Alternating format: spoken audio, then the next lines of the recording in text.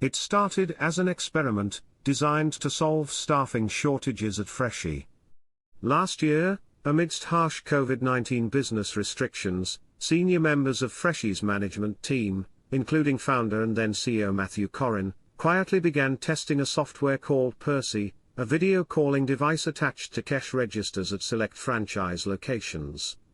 The software was built to connect Freshii patrons with cheap, outsourced workers based in countries thousands of kilometers away.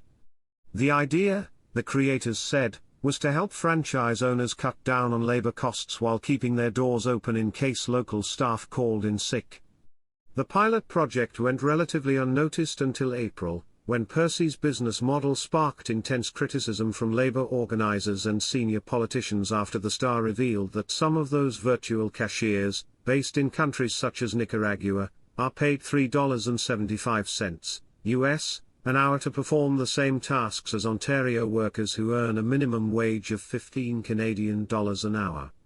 But now, despite the backlash, Freshii's founders say they hope to grow their startup into a multinational company with offices around the world, totally independent from Freshii.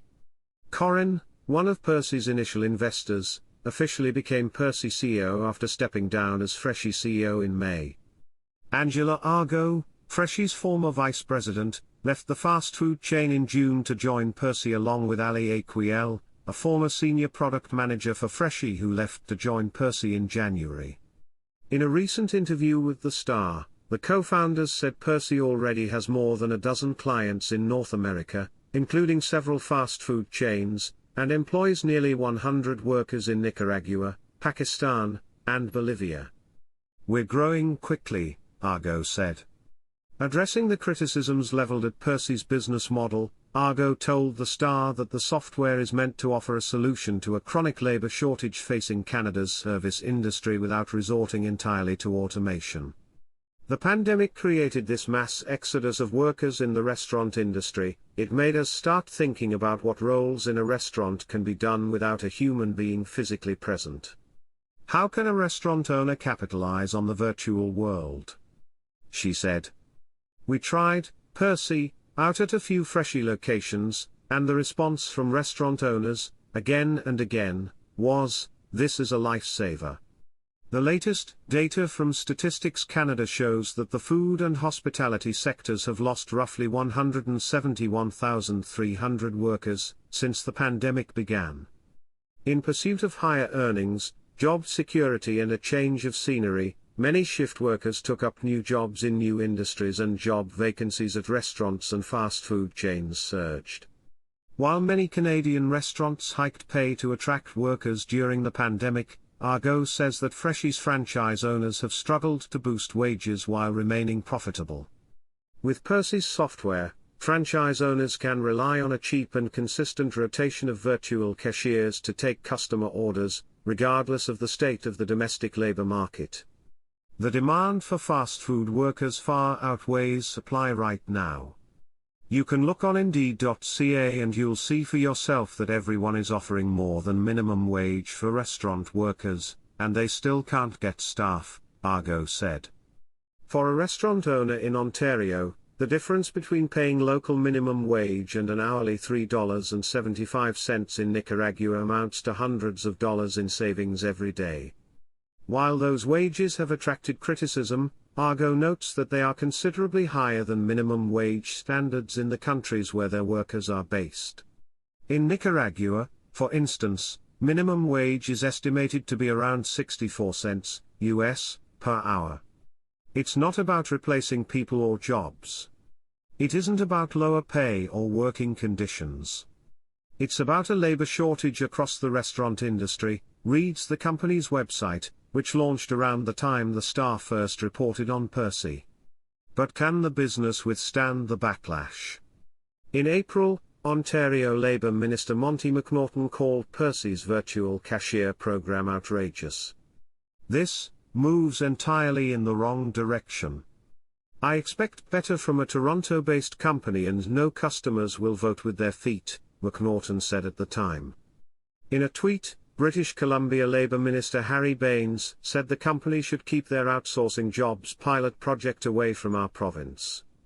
Despite the resistance, the majority of consumers eventually adjust to outsourcing and automation, reckons David Soberman, a professor of marketing at the University of Toronto's Rotman School of Management. If you want to know whether people will care in the long term, all you need to do is look to other sectors, whether it's automated checkout systems at supermarkets, which have reduced the number of cashiers, whether it's automated online ordering for takeout food, which has reduced the number of people who answer calls, whether it's tech support centers in other parts of the world that we call on a daily basis, Soberman said. While there's always going to be an initial resistance to these innovations, times change.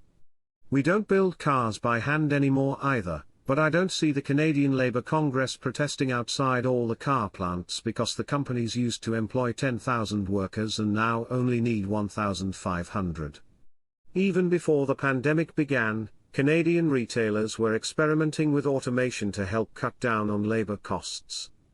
Sobeys introduced smart carts, shopping carts that scan shoppers' items, track total bills, accept payment and let them skip the checkout line. Late last year, Dark Horse Espresso opened a chain of robo-cafes around Toronto, autonomous, contactless machines that occupy street-facing retail space and spit out lattes. But some companies have relied heavily on outsourcing, rather than automation, to reduce labor costs. The wage differences between Canada and countries in the global south are stark, making outsourced labor a difficult prospect to resist. While a call center worker in Ontario earns a minimum $15 an hour, a worker in India earns on average 35 Canadian cents an hour, while a worker in the Philippines earns $1.65 an hour. Retail analyst and author Bruce Winder said customers may balk at being confronted with this kind of outsourcing while ordering lunch. "It's in-your-face capitalism," said Winder. "It reminds the customer, while they're ordering food, that the company is taking away a live person and replacing them with a video of someone earning much less money. As a customer, what am I getting in return for this kind of efficiency?" Percy's founders considered this, too. While piloting the software, they placed virtual cashiers in a mix of Freshii locations, some in residential areas, some in office buildings and some on college campuses. After the program sparked controversy in April, Argo said they also tested the software in the US, one in a red state and one in a blue state, to gauge differences in public reaction. Finding none, the founders decided to go public in June. As of today, Percy is officially out of stealth mode and already growing like crazy, Argo announced on LinkedIn last month. "Oh yeah, and there's been no shortage of media drama either while we were in stealth mode. But we're ready to share our story head on.